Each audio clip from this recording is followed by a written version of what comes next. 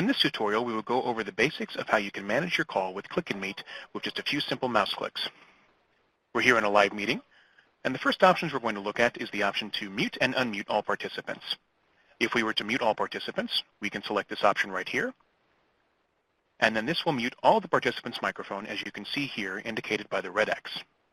To unmute them, you can select this button right here, and then now all participants have been unmuted. The top bar here has several commands that can be useful for managing your call. First off, we have the toggle doorbells on and off, and that turns the doorbells on or off so that way when participants enter a call or when they disconnect, you'll hear a chime or a beep signaling that they have left the conference. There's also the option here too to clear empty seats. What this will do is it will remove any empty pods from the screen and then also sort the remaining participants. So if a participant were to disconnect from the call, their seat will appear empty, and even though they're showing up here, they're still not technically connected to the call. So selecting clear empty seats will remove them, and then that way you'll see only those who are actually connected to the meeting.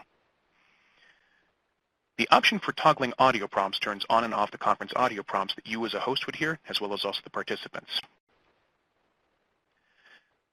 Set billing code. This enables you to type in a billing code that then can be associated for billing and invoicing at the end of the month, so that way the call can be associated with whichever department or whichever organization it needs to be associated with. The toggle roll call mode requests that all participants in the meeting announce their name upon entering the room, and that will then be broadcast out to the entire room. Now note this will not work if the audio prompts are also disabled. Just make sure you can't use both of these in conjunction. Toggling the room music, that will turn on and off the hold music. By default, it is turned off when you start a conference, but to turn it on, click on this icon here, and it is now playing, and then to stop it, just click on it one more time.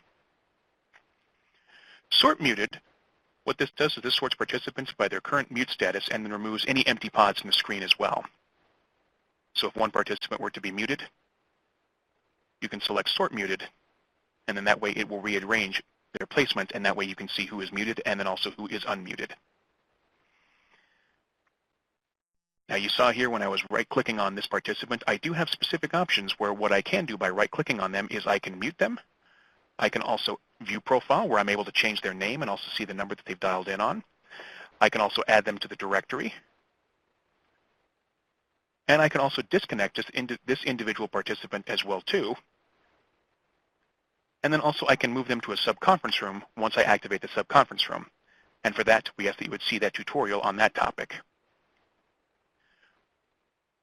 What you also can see here too is there is a talking indicator. And if anybody is going to be speaking or if anybody is going to be talking in the meeting, what you'll see is that their talking indicator, their bar here, will then become green, like this participant is here. So that is a way that you can tell who is speaking.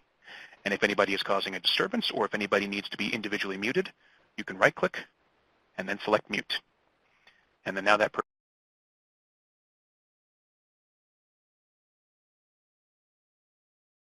person is no longer talking in the meeting.